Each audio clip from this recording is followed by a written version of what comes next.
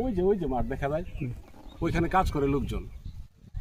ঘামে তাদের শরীরে ঘামের গন্ধে কাছে যাওয়া যায় না, গায়ের মধ্যে ময়লা পোশাক, রোদে মাথার চুল বাদামি বর্ণ হয়ে গেছে।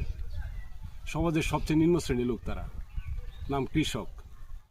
অনেকে এই পরিচয়টা দিতে লজ্জা বোধ করেন, কিন্তু আমি অত্যন্ত গর্বের সাথে বলি, ওই মাঠে আমি অনেকবার মাথায় করে নাস্তা নিয়ে আসছি, হাতে করে পানির জল। আমি গর্ববোধ করি আমি কৃষকের সন্তান। আজকে এই যে গাড়িটা দেখতেছেন না, এই যে গাড়িটা, এটাতে চলতেছি, বাহাদুরি করে ঘুরতেছি, আমার টাকায় না, ওই তাদের ঘামের পয়সার টাকায়। আমি অত্যন্ত গর্বিত যে আমি কৃষক পরিবারের সন্তান। পৃথিবীতে অনেক জায়গায় গেছি, অনেক দেশ ঘুরছি, অনেক ভালো ভালো জায়গায় গেছি, কিন্তু এই জায়গার মায়া ভুলতে পারি না, কারণ এখানে আমার পূর্বপুরুষরা কাজ করে গেছে, আমি নিজে কাজ করে গেছি।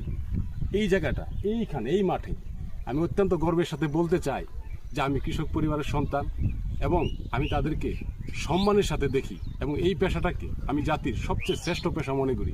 যারা এই পেশাটাকে ঘৃণা করেন বা পরিচয় দিতে লজ্জাবোধ করেন, আমি তাদেরকে কলঙ্কিত সন্তান মনে করব।